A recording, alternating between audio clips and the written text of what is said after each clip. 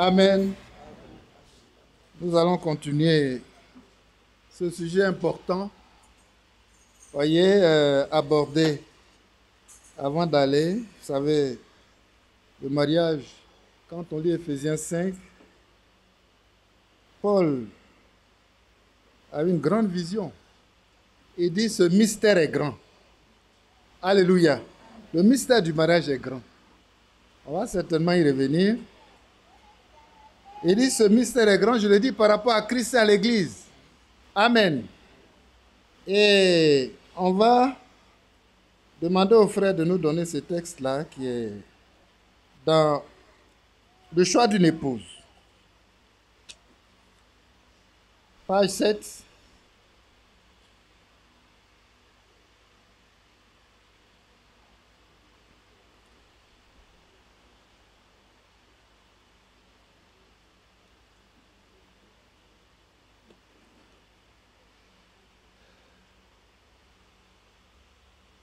Paragraphe 37. Page 7, paragraphe 37.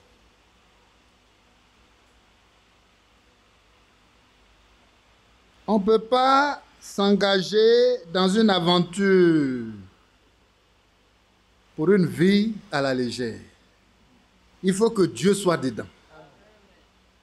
C'est pourquoi nous allons lire ce texte-là, vraiment pour consolider notre foi. Même s'il y a un volet charnel dans le mariage, nous voulons un mariage par le Saint-Esprit. Ça nous garantit tout. Tout à l'heure, on a lu des textes le matin où il dit lui-même, il se porte garant pour sa parole. Alléluia. Si ça loupe, c'est que c'est lui, mais ça ne peut jamais louper.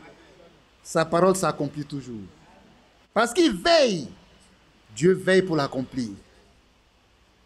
Donc, j'ai dit le paragraphe 37, le frère nous l'a donné. Suivez. Et nous trouvons que si un homme a prié et que si une femme a prié à ce sujet, il devrait regarder d'abord à Dieu et dire, Dieu, est-ce que ceci est ton plan? Amen.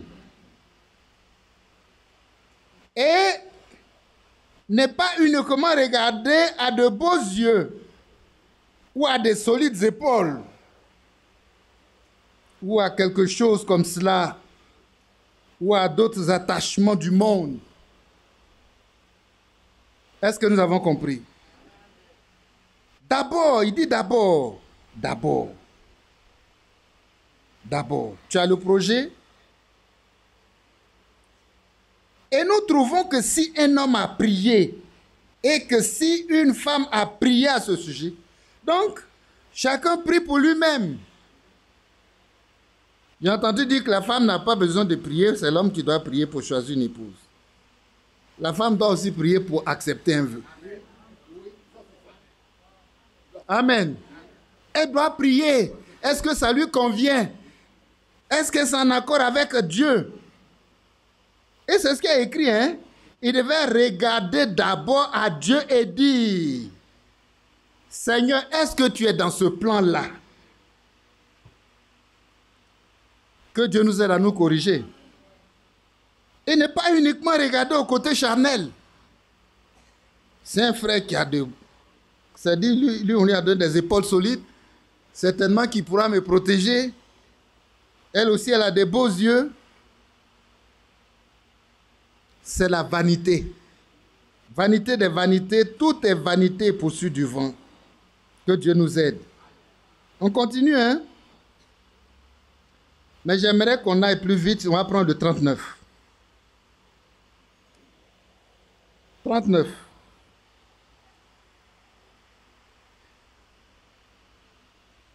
Et si nous voulions étudier ce que nous faisons lorsque nous voulons nous marier, Lorsque nous choisissons notre femme ou notre mari, le choix c'est dans les deux sens. Si un frère t'a fait vœu, tu es obligé d'accepter. Non, tu n'es pas obligé d'accepter. Tu ne sais pas qui il est. Toi, tu veux un enfant de Dieu, rempli du Saint-Esprit. Tu ne sais pas qui il est, mais tu sais, Christ là, tu sais qui est Christ. C'est ton Seigneur, c'est ton Sauveur, c'est ton tout. Et Christ, si Christ n'est pas dans sa vie, comment tu vas faire? D'ailleurs, on va le lire, hein? Parce que le frère l'a précisé ici. Continuons. Un homme devrait prier sérieusement, car il pourrait ruiner sa vie entière. C'est écrit là. Ruiner sa vie entière. Rappelez-vous que le vœu est jusqu'à ce que la mort nous sépare. Toute une vie. Tu ne peux pas arrêter. Tu ne peux pas revenir en arrière. Et puis tu es coincé dedans. Mieux vaut ne pas être dedans. Et si tu cherches la face de Dieu, il va te conduire. Qui vous a dit que la femme ne doit pas prier pour elle? La parole dit qu'elle doit prier. Parce qu'elle aussi, c'est un choix pour elle. Que Dieu soit loué. Et prier sérieusement. On met l'accent dessus, hein. Un homme devrait prier sérieusement. C'est sérieux, ça doit être une prière sérieuse. Sérieusement, car il pourrait ruiner sa vie entière si c'est un mauvais choix. Rappelez-vous que le vœu est jusqu'à ce que la mort nous sépare. Et il pourrait ruiner sa vie en faisant le mauvais choix. Et en mariant une femme qui n'est pas faite pour être sa femme. Les téléguideurs là. Frère, viens voir ici. Cette soeur-là, elle te convient. Que Dieu nous garde de ça.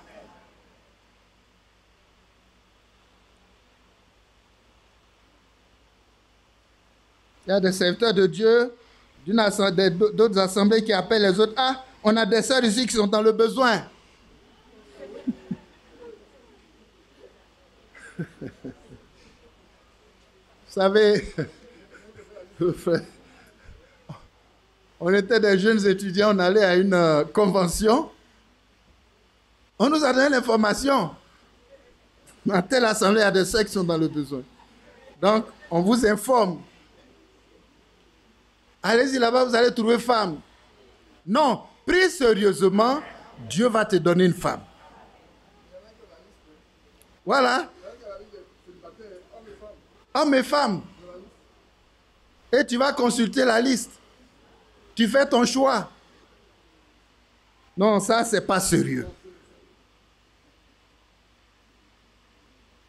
Le choix d'une épouse, là, il faut prier sérieusement. Sérieusement. Je veux qu'on souligne ça et qu'on retienne. Et qu'on retienne. Vous savez, mon fils David m'a dit, papa, vraiment, je rends gloire à Dieu pour les choses que j'entends. Dans cette petite assemblée-là. Ah! Vraiment, j'ai dit merci à Dieu le fait que je ne me suis pas marié avant parce que c'est des choses importantes qu'il faut connaître avant même de s'engager. Il a son cours, il est au cours, voilà. Il doit terminer cette formation-là aujourd'hui. Il a été occupé toutes ces fins de semaine-là pour une formation. Il dit vraiment, je rends gloire à Dieu. Mais je comprends pourquoi il y a des foyers, c'est pas possible. Quand toi-même tu vas là, ça fait pitié. Tu vois le frère, tu ne sais pas comment l'aider. Tu sais qu'il souffre.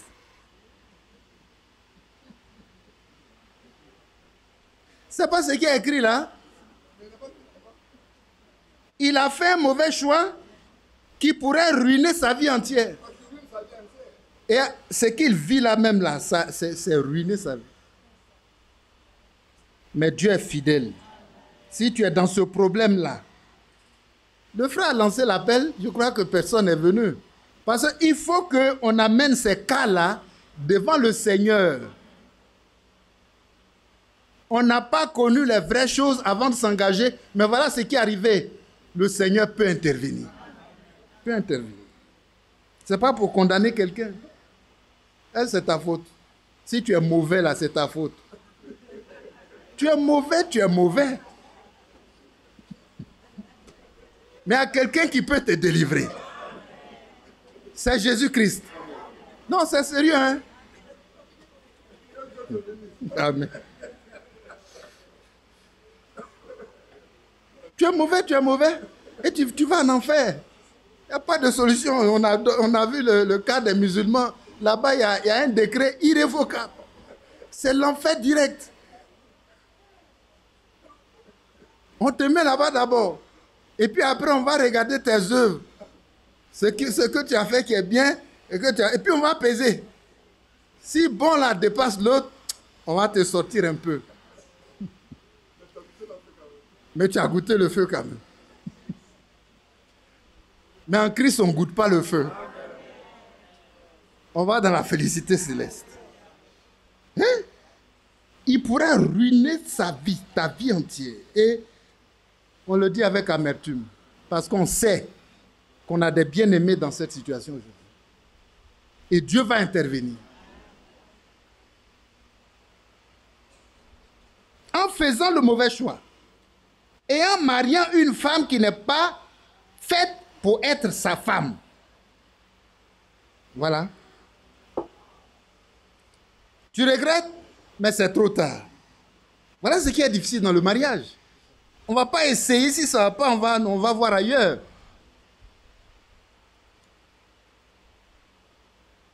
Voilà. S'il le fait malgré tout, c'est sa faute. Parfois même, il a eu des conseillers. Il dit, frère, ton affaire là, est-ce que tu as bien réfléchi? Hein? Ah, Dieu est dedans. Vous comprenez, non? Dieu est dedans. Est-ce que tu as bien prié? Non, ça va, j'ai prié. Tu peux avoir prié, hein? Mais l'enseignement que nous recevons maintenant a dit, il faut prier sérieusement. Ça dit, va prier encore. Et encore, et encore. Jusqu'à ce que Dieu lui-même manifeste qu'il est dedans. Et s'il n'est pas dedans, il te le dira. S'il n'est pas dedans, il te dira où tu dois aller. Parce que Dieu sait ce qui lui appartient. Amen. Oui, oui. S'il le fait malgré tout, c'est ta faute. Si la femme prend un mari et sait qu'il n'est pas pour elle, alors c'est sa faute, c'est sa propre faute. Sachant ce qui est juste et faux. Aussi, vous ne devriez pas le faire avant d'avoir prié consciencieusement. Consciencieusement. Donc, on a vu d'abord qu'il faut prier sérieusement. Et à ça, on ajoute de prier consciencieusement. Que Dieu nous révèle toutes ces profondeurs-là, parce qu'on en a besoin. Nos enfants en ont besoin. Ne va pas consulter une liste d'une assemblée quelconque. Consulte l'Éternel.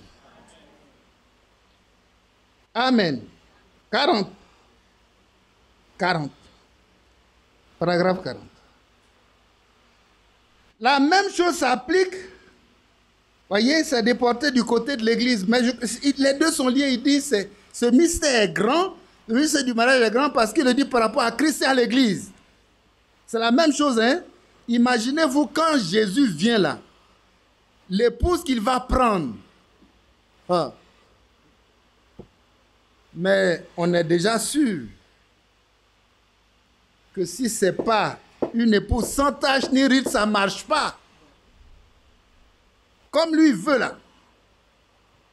Amen. Il a ses exigences à lui. N'est-ce pas? Si elle n'est pas comme ça, ce n'est pas son problème, ça ne l'intéresse pas. Ça ne l'intéresse pas. Ce qu'il a préparé dans le ciel pour elle, la position qu'elle va avoir et tout, si elle n'est pas comme lui, mais ça va être terrible. Elle va ruiner le ciel. Hein? Malheureusement, elle ne peut pas arriver là-bas. Que Dieu nous aide. C'est nous qui sommes légers. Légers dans nos décisions. Légers dans nos choix. Mais si tu es un enfant de Dieu, si tu es l'épouse de Christ, tu ne peux pas être léger.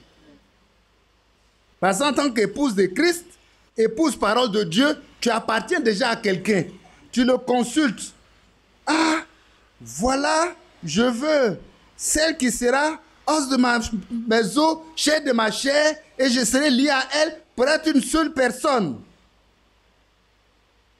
Si son esprit ne peut pas épouser ton esprit, tu es foutu. Que Dieu nous aide. 40. La même chose s'applique lors du choix d'une église. Maintenant, vous devriez prier pour l'église avec laquelle vous avez communion.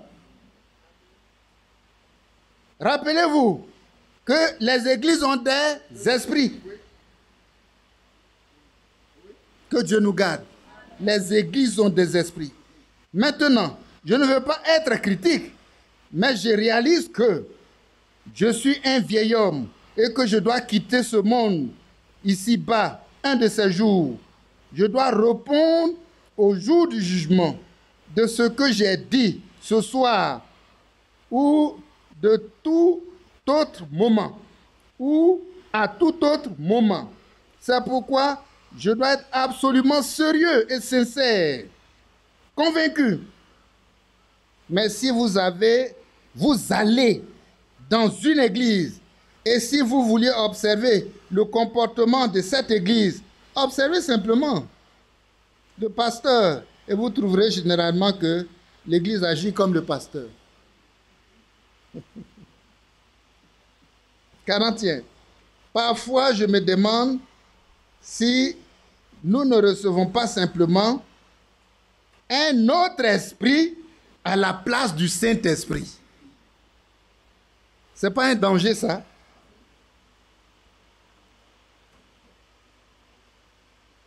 C'est un danger. Un grave danger. Prenons le 48, paragraphe 48.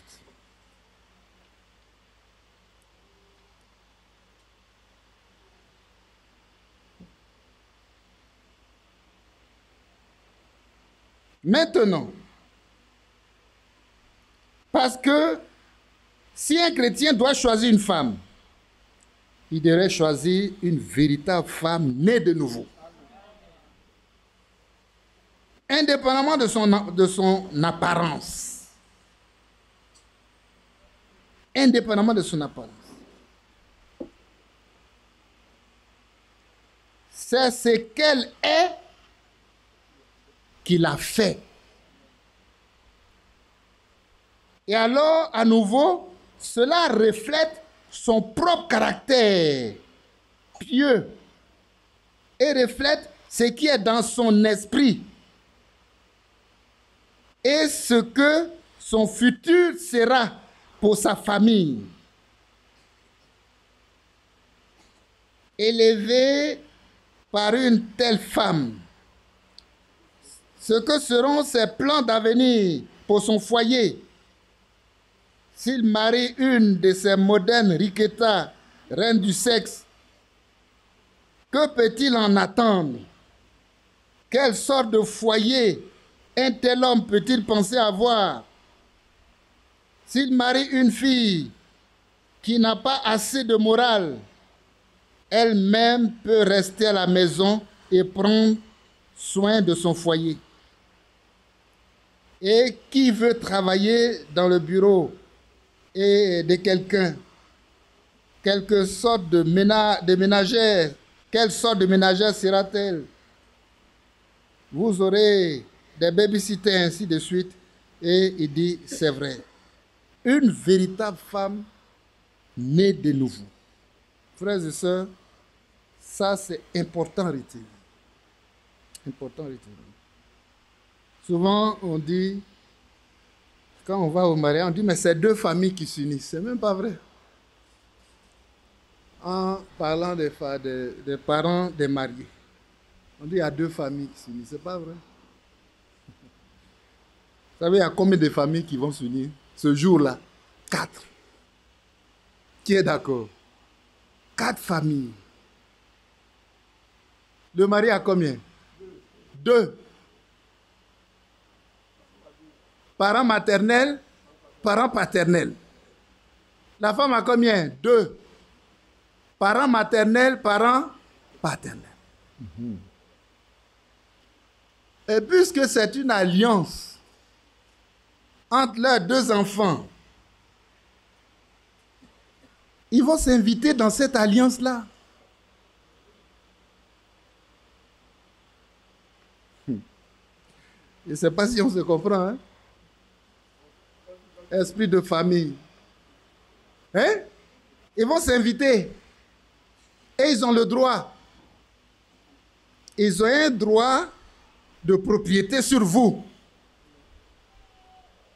Mais un vrai chrétien, ce droit-là est brisé.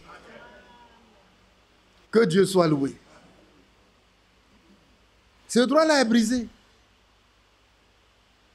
Tu es sorti de cette postérité et tu es dans une nouvelle postérité. Et ta postérité, c'est la postérité de Christ. Si tu n'as pas trouvé une femme là-bas et que tu vas chercher femme dans le monde, moi je dis, tant que tu n'es pas dans la postérité de Christ, tu es dans le monde. On est d'accord? On est d'accord? Si tu n'as pas trouvé femme dans la postérité de Christ, qui est libérée de l'influence de ses familles, ils peuvent jouer là-bas. Ils sont dans l'alliance aussi. Ils ne voient même pas l'alliance. Parce que l'alliance qui va vous unir dans la postérité de Christ, là, c'est le Saint-Esprit. Et ils ne voient pas ça. C'est comme on m'a dit un jour, ton affaire de Dieu, là, il faut bien attraper. Parce qu'ils sont allés te chercher dans un miroir, ils ont tout fait, ils ne t'ont pas vu. Est-ce que vous comprenez? Il faut bien attraper. C'est un conseil. Que Dieu soit loué. Mais si tu es dans leur enfant, là, tu es dans leur miroir. Tes enfants sont dans leur miroir. Mais si toi, tu es quitté là-bas, et que ta femme n'est pas quittée là-bas, c'est un problème. Il faut qu'elle soit convertie. Sœur, il faut qu'il soit converti, hein, sinon tu auras des problèmes. Même quand il ne veut pas, c'est pour eux. Ils en font ce qu'ils veulent. Quand les gens parlent d'esprit de famille, vous pensez que c'est une réalité. Ils s'invitent dans le mariage. Mais celui qui est en Christ, il est une nouvelle création. Les choses anciennes sont passées. Les anciennes alliances sont brisées. Les liens de famille sont brisés. Il est dans une nouvelle alliance. Que Dieu soit loué. Cherche une sœur qui est dans la nouvelle alliance. Née de nouveau. Née de nouveau. Née de nouveau. Regardez le 40, le 50. Quand Dieu donne une femme à un homme, je crie déjà gloire à Dieu. Il lui donne la meilleure chose qu'il puisse lui donner à part le salut. C'est pas mieux d'attendre ça? Que Dieu nous aide. Mais quand une femme va pour essayer de prendre la place d'un homme, alors c'est la pire chose qui puisse y avoir. La pire chose. Maintenant, 51, cela est vrai. Maintenant, nous pouvons voir l'application spirituelle. Et qui voit seulement les choses charnelles là. Je brûle, donc je prends une femme. Non, non, non. Il y a beaucoup d'implications spirituelles dans le mariage. Il faut quitter le terrain charnel. Va sur le terrain de l'esprit et engage-toi avec le Saint-Esprit. Alléluia. Nous pouvons voir l'implication spirituelle. Je sais que c'est dur. Vous pensez que c'est dur. Mais c'est ça la vérité. Amen.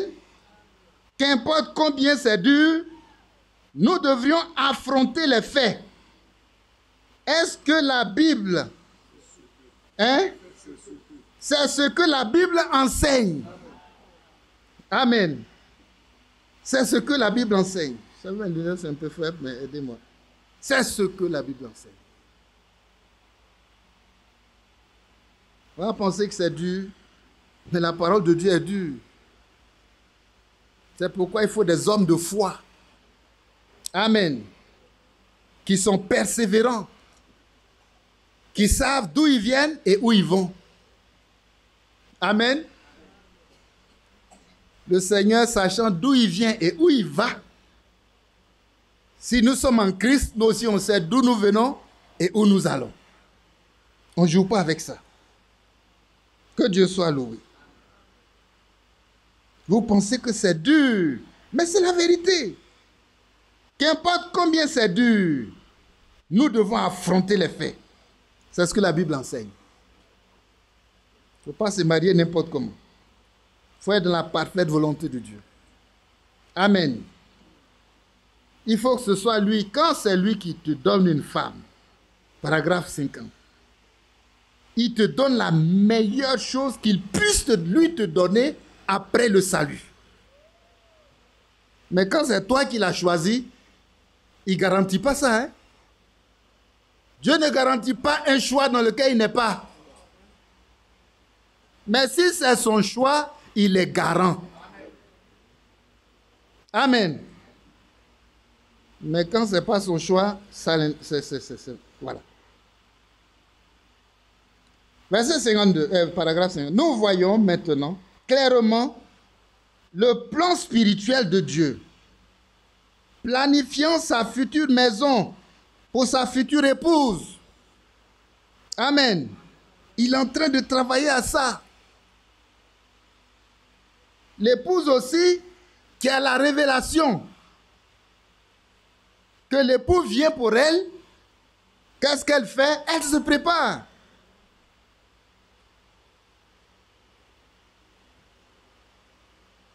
Cela apparaît maintenant. Si un homme marie une reine du sexe, ou bien on a déjà lu ça, c'est répété encore. Vous voyez à quelle sorte de futur il doit s'attendre. Si un homme marie une femme qui ne veut pas rester à la maison, vous voyez à quelle sorte de futur il doit s'attendre. Voilà. C'est ce que nous disons et avons redit. Voyez, il a gâché totalement sa vie. C'est simplement malheureux. Et il dit, c'est dur de le dire, mais il faut le dire. C'est ce que la Bible enseigne. Il faut le dire. Et il dit, c'est vraiment affreux.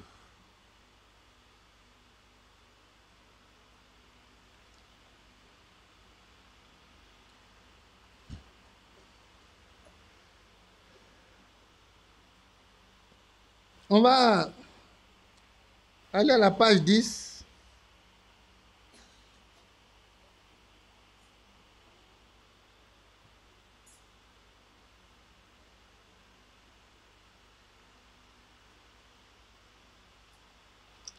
Paragraphe 60. Vous savez vous devez planifier, chercher et prier. Quand vous choisissez une femme,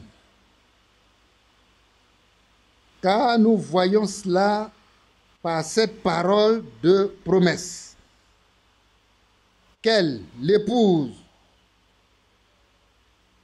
qu'un homme choisira, va refléter son caractère.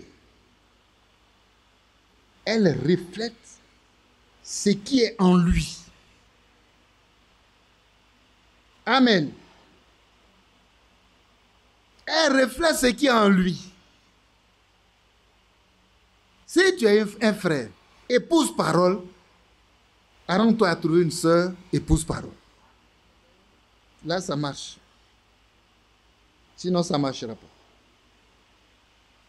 Maintenant, pouvez-vous imaginer un homme rempli du Saint-Esprit prendre quelque chose comme cela pour femme? Je ne le vois pas simplement. Je ne le vois simplement pas. Frère, quand il dit je ne le vois simplement pas, il veut dire que ça ne marchera pas. C'est une manière de dire ça. Maintenant, peut-être que je suis simplement un vieux grincheux. Voyez, quelqu'un de compliqué. Mais vous savez, je ne peux pas comprendre cela. Remarquez qu'elle va refléter ce qu'il y a en lui. Et, c'est dit encore, elle va l'aider à construire son futur foyer. Amen. Son futur foyer. Et ce foyer-là qui est fondé pas n'importe comment. Amen. Christ est la fondation. C'est fondé sur la parole de Dieu.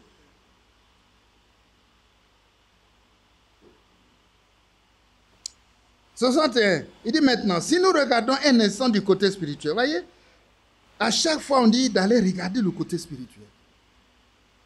Va regarder le côté spirituel. Tu as le droit de chercher à savoir elle est de quelle famille. Vous pensez que ce n'est pas la peine? C'est la peine. Que Dieu nous aide.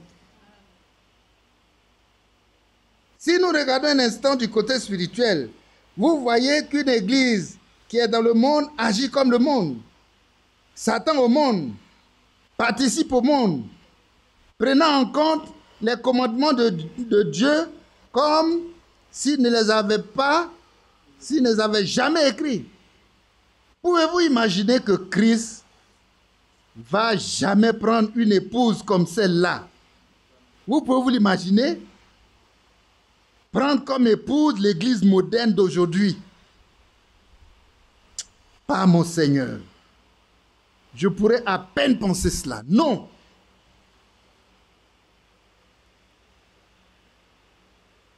Rappelez-vous maintenant qu'un homme et une femme sont un. Voudriez-vous vous unir vous-même à une personne comme celle-là?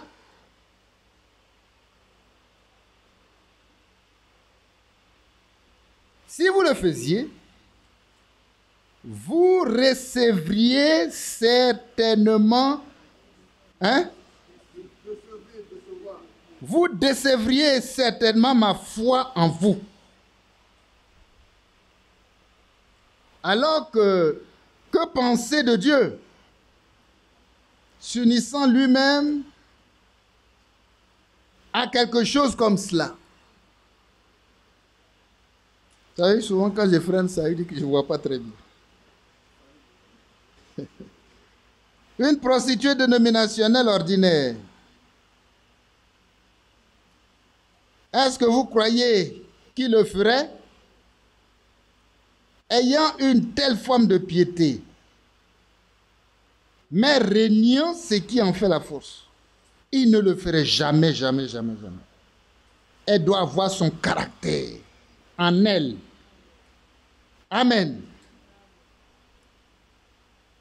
La réelle, véritable Église née de nouveau doit avoir le caractère qui était en Christ parce que l'époux et l'épouse sont un. Et si Jésus a fait cela, ce qui plaisait à Dieu, garder sa parole et manifester sa parole. Son épouse devrait avoir le même type de caractère. Amen. Le même type de caractère. Tel que Jésus a choisi son épouse. Là. Si toi tu es l'épouse de Christ et que tu dois prendre femme, c'est de la même manière. Pourquoi c'est de la même manière? Prenons Ephésiens 5.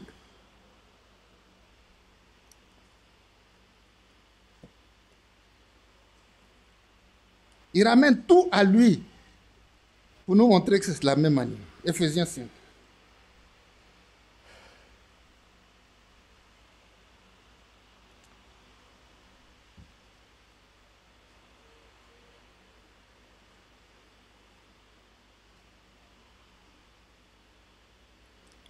C'est de la même manière parce que quand on prend le verset 22, il dit, ce mystère est grand.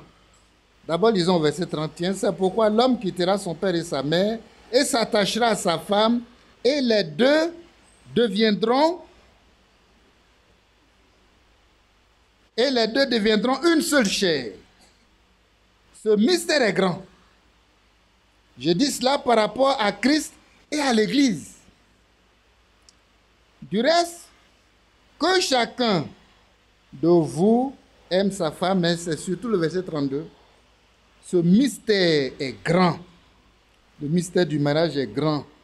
On ne s'y engage pas à la légère. Ce qui est grand, on traite ça, voyez, avec sérieux. Dans une prière, il faut vraiment, voyez, prier sérieusement, prier consciencieusement. Chercher à ce que ce soit Christ qui me donne une femme. Et c'est quand c'est lui qui me donne une de ses filles, née de nouveau, baptisée du Saint-Esprit, il va me donner la meilleure femme. Parce qu'il donne toujours quelque chose de précieux. Parce qu'après le salut, qui est grand, par lequel j'ai la joie, il ne me donnera pas une femme pour que je sois malheureux. Il dit non, c'est une épreuve. Non, la faute là retombe sur toi. Parce que c'est ton choix. L'épouse de Christ reflète Christ. Elle a l'image de Christ. Elle a l'esprit de Christ. Elle a la nature de Christ. Son tempérament, ses goûts, tout est Christ. Que Dieu nous aide. Ce mystère est grand. Je le dis par rapport à Christ et à l'Église. Voilà. Parce que si tu es l'épouse de Christ, tu vas refléter Christ. Son esprit en toi. Son image en toi. Sa nature en toi. Nous sommes participants de sa nature divine. Son tempérament, ses goûts. Amen. Et on voit que vraiment c'est une femme qui me convient parfaitement. Parce que ça obéit au standard de la parole de Dieu. Il dit que c'est la parole de Dieu qui le veut ainsi. C'est la Bible qui le veut ainsi. C'est pas que faut dire, oh, c'est un serviteur de Dieu, c'est trop compliqué. Et tout. Non, non, non.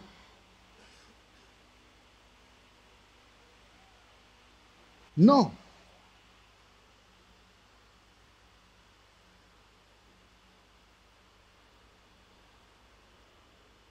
Le nom est dit, je désire aller assez profondément jusqu'à ce que vous preniez garde à cela. Et il donne lui-même son témoignage, comment il a trouvé sa femme pour se marier et tout cela. On ne va pas aller plus loin par rapport à ça. Mes frères, quand on regarde ça, on se rend compte que c'est par rapport à Christ et à l'Église. Même le mariage, notre mariage doit refléter ça. Cette image-là. Il dit, vu spirituellement. Moi aussi, je dois ramener les choses spirituellement. Celle avec qui tu ne peux pas être lié pour plaire à Dieu, non, non, non, ce n'est pas la peine. Ce n'est pas la peine de commencer. Il faut attendre.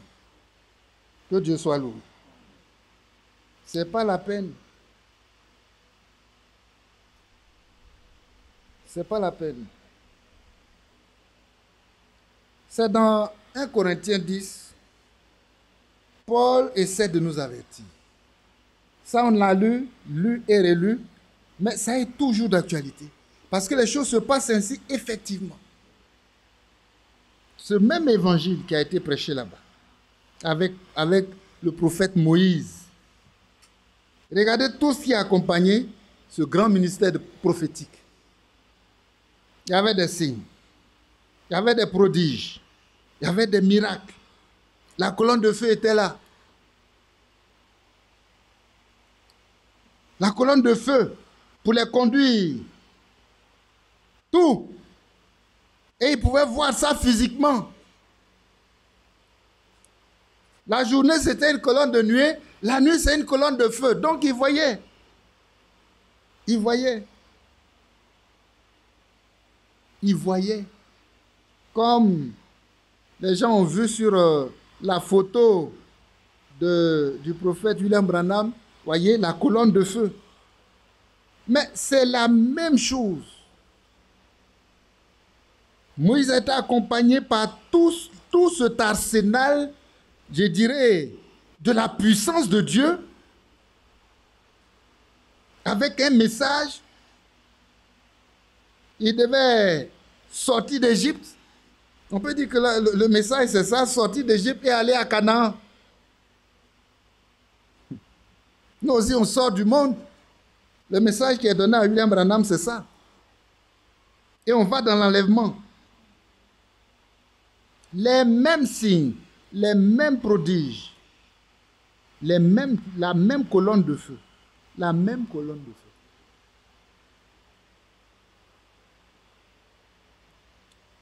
Quand on lit, il a dit qu'il buvait à un rocher qui le suivait, et ce rocher était Christ. Alléluia. Mais le résultat n'a pas été bon.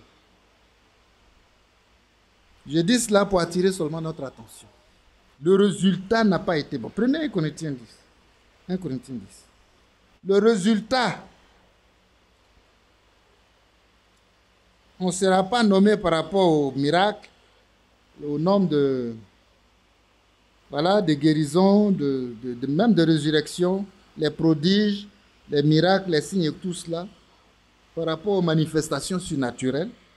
C'est parce que le Seigneur va regarder, comme on a du message, qu'il y a tout ça dans le message, c'est parce qu'il va regarder pour nous prendre. Non. Frère, je veux que vous n'ignorez pas. Ça, c'est 1 Corinthiens 10, chapitre 1, verset 1, pardon. Frère, je ne veux pas que vous ignoriez que vos pères ont tous été sous la nuée et qu'ils ont tous passé au travers de la mer, qu'ils ont tous été baptisés en Moïse dans la nuée et dans la mer, qu'ils ont tous mangé le même aliment spirituel. Verset 4, qu'ils ont tous bu le même breuvage spirituel, car ils buvaient à un rocher spirituel qui les suivait, et ce rocher était Christ. Alléluia. Ils avaient tout ça. Mais, malgré tout, verset 5, mais la plupart d'entre eux ne furent point agréables à Dieu, puisqu'ils périrent dans le désert.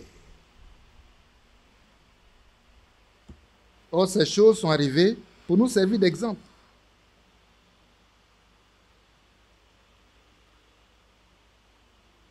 La plupart d'entre eux, la conclusion qui est là, elle doit nous faire trembler. Mais la plupart d'entre eux ne furent pas agréables à Dieu, malgré tout ce que Dieu a fait. De même aujourd'hui, dans ce message prophétique de la fin des temps, nous avons les mêmes choses. Un grand prophète, La parole prophétique révélée, c'est pour nous.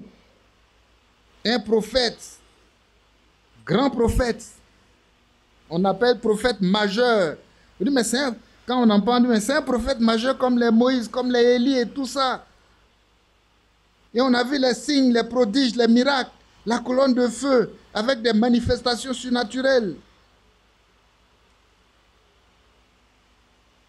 Exactement aussi, c'était dans le message de Moïse. Nous aussi, on est dans le message du temps de la fin. Il suivait Moïse dans le désert, marchant avec... c'est cela, bénéficiant de tout. Il a dit même que les chaussures qui étaient à leurs pieds ne s'usaient pas. Et c'est un miracle que Dieu faisait tous les jours. Ça reste intact. Ils ne savent pas d'où ça vient, mais le matin, il y a la nourriture qui est versée. On prend, on mange. Que Dieu nous aide. Tout gratuitement. Mais il n'était pas agréable à Dieu. Il n'était pas agréable à Dieu. La plupart, c'est-à-dire le plus grand nombre, ne furent point agréables à Dieu.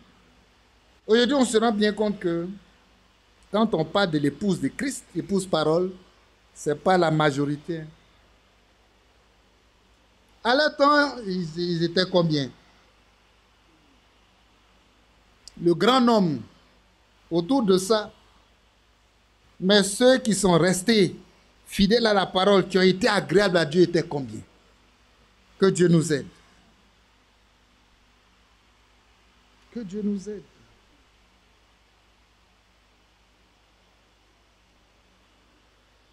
Et on voit que on suit la même trajectoire. Le message de William Branham ne te garantit pas l'enlèvement. Que Dieu nous aide. Ils avaient les mêmes privilèges que les croyants dans le message de Moïse. Aujourd'hui, on a les mêmes privilèges. On est sorti d'Égypte en route pour... Ils sont sortis d'Égypte en route pour Canaan, la terre promise, avec un rocher qui est Christ. Alléluia. Nous aussi, nous sommes sortis du monde, des systèmes religieux. Il y a un rocher aussi qui nous suit, c'est Christ. Alléluia. Et on se prépare pour l'enlèvement. Que Dieu nous aide. Ils avaient tout. Nous aussi, on a tout. Bien qu'ayant tout, la plupart d'entre eux ne furent pas agréables à Dieu. C'est-à-dire, ils n'ont pas répondu aux exigences pour être l'épouse de Christ. Voilà. Est-ce que nous connaissons vraiment, nous comprenons les secrets de l'époux? Est-ce que nous sommes fidèles? Est-ce que nous recevons? Est-ce que ce rocher qui nous suit là, nous sommes rentrés en Christ? Est-ce que nous sommes préparés pour être l'épouse de Christ? C'est toutes ces interrogations là aujourd'hui qui doivent nous préoccuper quand on est assis, on fait un bilan, on fait un inventaire, on cherche. Voilà. Parce que ce qui lui est arrivé là, il a dit que c'est pour nous servir d'exemple, pour qu'on ne tombe pas dans les mêmes erreurs. Dans les mêmes erreurs exactement comme Isa. Eux aussi, ils avaient un prophète puissant. Moïse, ils avaient un message puissant. Ils sont sortis d'Égypte avec des miracles. Mais les miracles qui ont été faits, changer l'eau en sang, et tout cela, tout ce qui est tombé, les sauterelles et tout ça, mais ce n'est pas possible. Le monde était obligé de les laisser partir. Pharaon était obligé de les laisser partir. Il les a poursuivis. Dieu les a gardés. Dieu a tout fait pour eux. Aujourd'hui encore, il fait tout pour nous. Et il nous dit, je vous donne une garantie. Moi-même, je suis le garant. Alléluia. Croyez seulement ma parole. Et vous allez faire de grandes expériences. Que Dieu nous aide. Des grandes expériences. Et ces expériences-là, c'est uniquement pour l'épouse de Christ. Ces expériences-là. Je vais juste lire quelque chose ici dans la lettre circulaire de décembre 2011. Peut-être même que le frère va le projeter. Mais c'est pas loin, c'est juste là.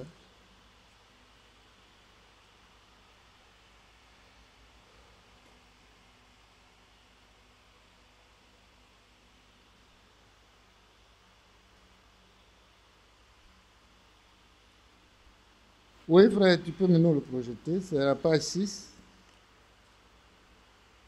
décembre 2011. Je ne vais pas vous prendre plus de temps.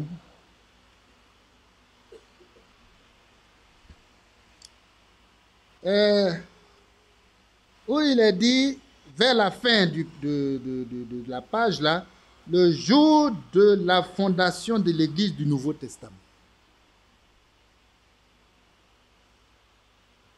Le jour de la fondation de l'Église du Nouveau Testament.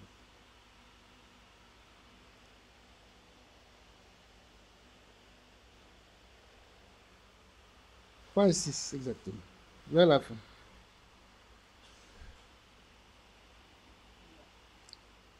Voilà. Et nous lisons le jour de la fondation de l'Église du Nouveau Testament. Lorsque l'effusion du Saint-Esprit eut lieu, Pierre expliqua ce qui s'était passé à la foule qui était accourue. C'était une grande nouvelle. L'effusion du Saint-Esprit a attiré une foule. Il leur a expliqué. Mais c'est ici ce qui a été dit par le prophète Joël. Dans les derniers jours, dit Dieu, je répandrai de mon esprit sur toute chair. Vos filles et vos fils et vos filles prophétiseront. Vos jeunes gens auront des visions et vos vieillards auront des songes. Oui, les promesses de Dieu demeurent. Elles ne peuvent chanceler car c'est par son sang que Jésus a scellé ce qu'il promet dans sa parole. Scellé par son sang. Il n'y a pas une garantie qui dépasse ça. Si on te dit, tu dis qu'il t'a promis ça, tu dis oui, il me l'a promis. Mais qu'est-ce qui le prouve? C'est la garantie. Cette promesse-là est scellée par le sang de Jésus-Christ. C'est une obligation que cela s'accomplisse pour moi. Et tu tiens à ça. Et tu demeures sur ça. Ferme. Que votre foi soit ferme. Pesez bien les mots, hein. Ferme. Ensuite, inébranlable. Parce que tout ce qui va venir contre notre foi, là, c'est pour nous ébranler. C'est pour nous bousculer, pour qu'on perde notre place, notre position en Christ. Mais ta foi doit être ferme, inébranlable. Parce que les combats qui sont devant, c'est des combats. Mais si ta foi est ferme, inébranlable, tu seras plus que vainqueur par notre Seigneur Jésus-Christ. Toutes les promesses de Dieu, c'est par son sang que Jésus a scellé ce qu'il promet dans sa parole. Quand vous voyez une promesse, voyez ce que le sang a fait pour que cette promesse soit pour toi. Amen. Amen. Et cette promesse est pour toi si tu le crois. La première et la plus grande promesse, c'est ce qui est là, hein? Parce que c'est la fondation même que de l'Église. C'est avec ça il a fondé l'Église. Amen. L'Église du Nouveau Testament, là, le jour de sa fondation correspond au jour de l'effusion du Saint-Esprit. Est-ce que nous le croyons? Mais cependant, c'est ce qui est vrai. C'est le jour de la fondation de l'Église du Nouveau Testament. Le jour où il y a eu, à la chambre haute, l'effusion du Saint-Esprit qui est tombé là. C'est le jour, le premier jour de l'Église. Que Dieu soit loué. Parce qu'il faut que l'Église démarre avec le Saint-Esprit. Tout le temps, peut-être 3 ans, combien. Le Seigneur étant là, c'est ce qu'il a toujours dit. Le Saint-Esprit survenant sur vous. Le Saint-Esprit survenant sur vous. Amen. Le Saint-Esprit survenant sur vous. Et à partir de ce moment-là, vous serez mes disciples. Amen. À Jérusalem, dans la Judée, jusqu'aux extrémités de la terre. C'est le point de départ. Donc pour moi, je dis, la première et la plus grande promesse, c'est la promesse de l'effusion du Saint-Esprit. Il nous l'a donné. Regardez ce qu'il dit. Mais c'est ici ce qui a été dit par le prophète Joël. Dans les derniers jours, dit Dieu, je répandrai de mon esprit sur toute chair. Amen. Cette promesse est scellée par le sang de Jésus-Christ. Amen. Scellée. Ce qu'il promet par sa parole, il le scelle par son sang. Et cela doit s'accomplir pour moi. Frères et sœurs croyants, avançons avec la parole. Amen. La plus grande, la première et la plus grande promesse, c'est le Saint-Esprit. Le Saint-Esprit suffira et vous serez mes disciples à partir de là. À partir de là seulement. On sait tout ce qui s'est passé. Les déboires, les débâcles, les échecs, les difficultés qu'ils ont eues. Voilà. Et ils viennent et disent au Seigneur, pourquoi on a échoué? Il dit, vous n'avez pas la foi. Mais quand le Saint-Esprit est là, frère, on a la vraie foi. Parce que c'est une foi qui est fondée dans la parole de Dieu. Amen. La première et la plus grande promesse, c'est l'effusion du Saint-Esprit. Et si je dis que je suis rentré dans cette église, c'est le Saint-Esprit qui m'a introduit dans cette église. Que Dieu soit loué. C'est depuis que j'ai le Saint-Esprit que je suis rentré dans l'église de Christ. On continue. La suite. Maintenant, avoir part. Ça est là. Ça n'a pas été hein, la suite.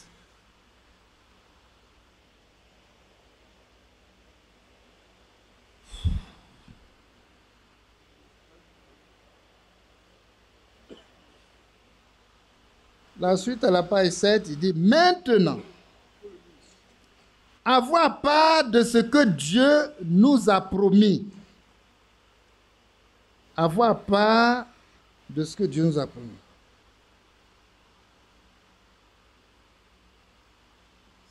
En fait, les deux sont liés, hein, c'est-à-dire, quand le Saint-Esprit, je reprends, oui, les promesses de Dieu demeurent, elles ne peuvent chanceler, car c'est par son sang que Jésus a scellé ce qu'il promet dans sa parole. Toutes les promesses de Dieu sont oui et amen. Et nous pouvons maintenant avoir part à ce que Dieu nous a promis. C'est la suite. Hein? La promesse principale. Voilà. La promesse principale pour ce temps est le retour de Jésus-Christ. La promesse principale aujourd'hui, parce que au début, à la fondation de l'Église, on a vu la promesse principale, c'était le Saint-Esprit. C'est la première et la plus grande promesse. Mais on a la fin maintenant. La promesse principale, c'est le retour de Christ.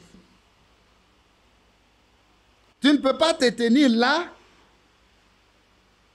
en Christ aujourd'hui, pour dire que quelque chose te préoccupe plus que le retour de Christ. Notre sujet principal, c'est le retour de Christ. La promesse principale aujourd'hui, c'est le retour de Christ. Amen. Oh, Dieu est merveilleux pour nous. Dieu est merveilleux pour nous. En mon temps, il a dit, je vais vous préparer une place.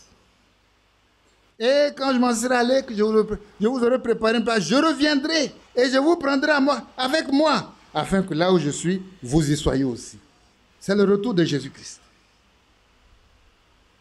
On continue de lire.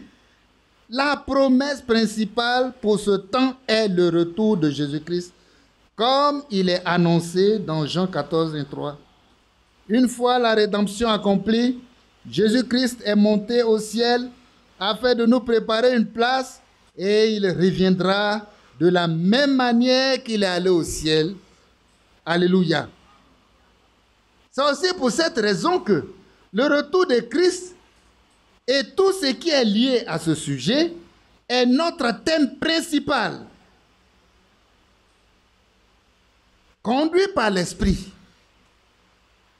Paul écrivit ce qui aujourd'hui nous est adressé. Que le Dieu de paix vous sanctifie lui-même tout entier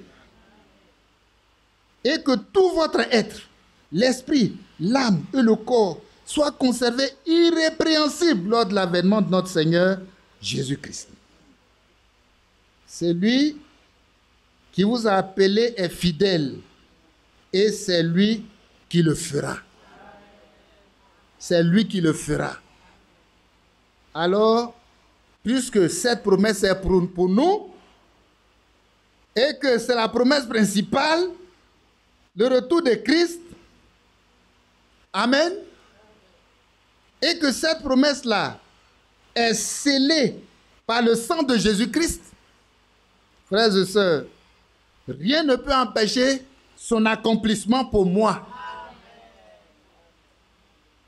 Rien ne peut empêcher son accomplissement pour moi.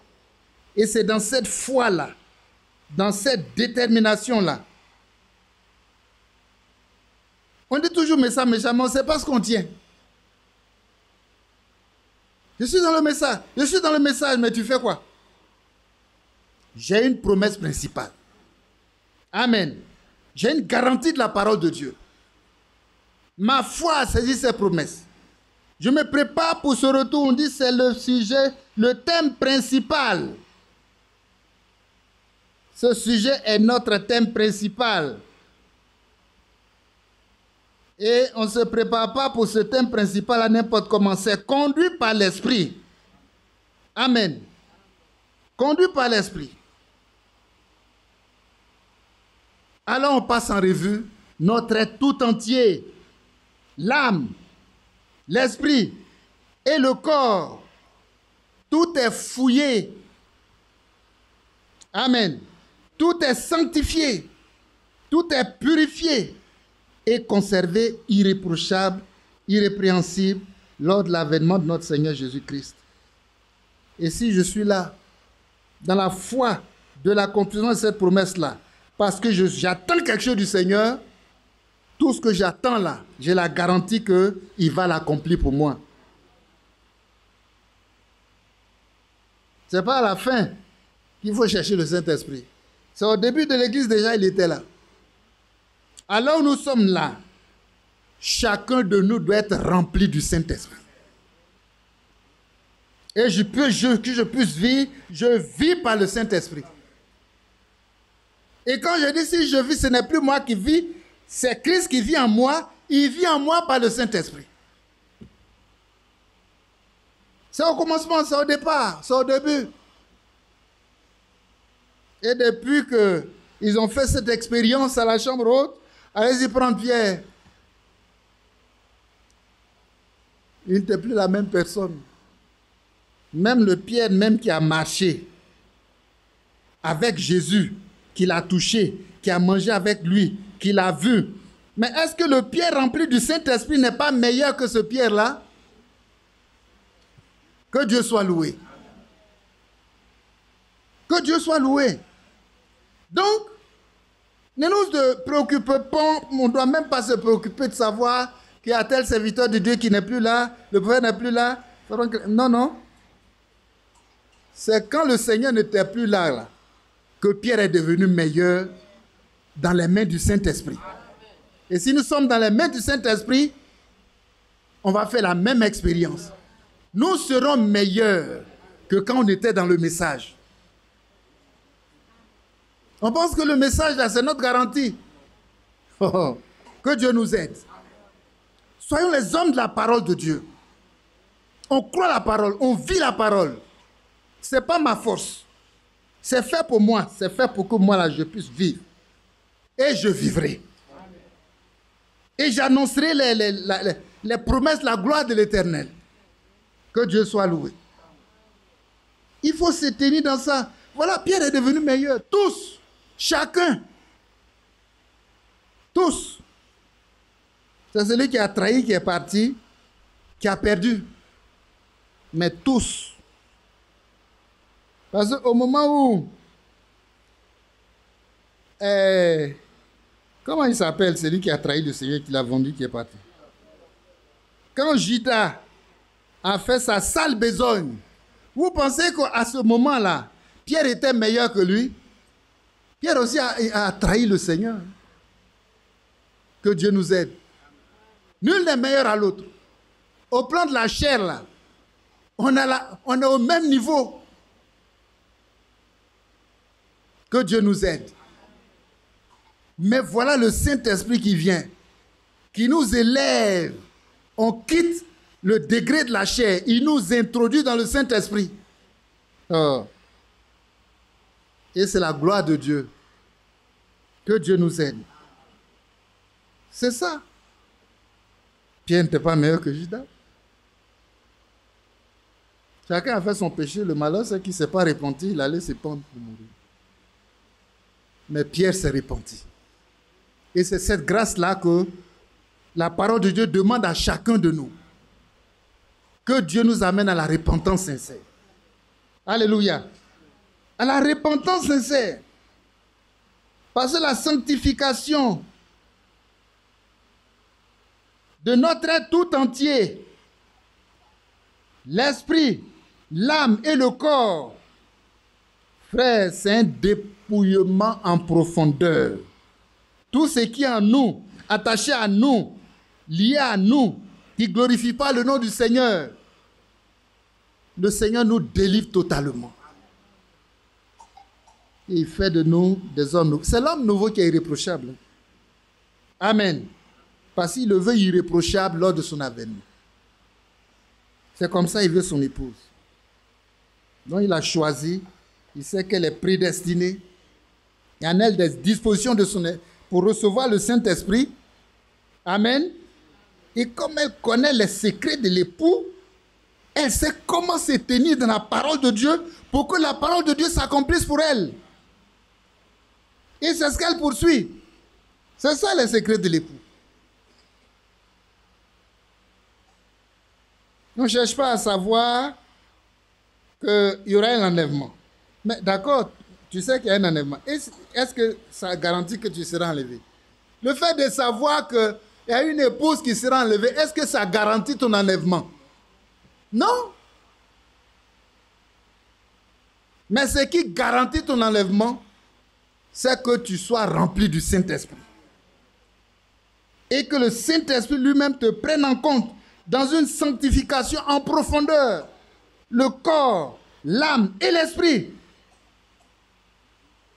Pour t'amener au standard de Dieu, tel que lui veut la voir, tel que lui veut voir l'épouse pour la prendre. Si je suis dans ses mains, il le fera. Si je ne suis pas dans ses mains, il ne peut pas le faire. Un avertissement très sérieux. Allons à ça et puis on termine là. Un avertissement très sérieux, c'est la suite. Un avertissement très sérieux est toutefois adressé aux vrais croyants. Et c'est à eux que Dieu parle. Hein? La parole de Dieu, là, ce n'est pas pour tous. Pas pour tous. Un avertissement très sérieux est toutefois adressé aux vrais croyants, à ceux qui sont scellés, et qui attendent la transmutation de leur corps. Avertissement sérieux. N'attristez pas le Saint-Esprit de Dieu. Au moment où il parle, tu as déjà le Saint-Esprit en toi. Hein? Amen. Mais il ne faut pas l'attrister. Il ne faut pas l'attrister. Il nous dira comment. N'attristez pas le Saint-Esprit de Dieu, par lequel vous avez été scellés pour le jour de la rédemption. Amen. On est scellés pour ce jour-là. Que toute amertume, toute animosité, toute colère, toute clameur, toute calomnie et toute espèce de méchanceté disparaissent du milieu de vous. disparaisse du milieu de vous. Soyez bons les uns envers les autres, compatissants, vous pardonnant réciproquement. Amen. Comme Dieu vous a pardonné en Christ. Que le Rédempteur et Seigneur fidèle vous accorde à tous, vous l'accorde à tous, afin que dans une parfaite entente et harmonie avec Dieu et avec sa parole, mais aussi les uns avec les autres. Amen. Les uns avec les autres. Entre nous, il y a l'entente, il y a l'harmonie, il y a l'amour.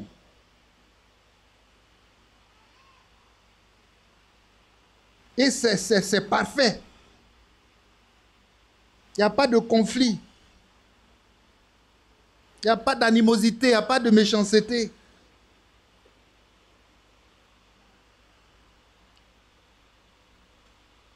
Mais aussi les uns avec les autres, dans l'amour parfait de Dieu, nous puissions expérimenter l'achèvement et avoir part à l'enlèvement. Amen. Expérimenter l'enlèvement, l'achèvement.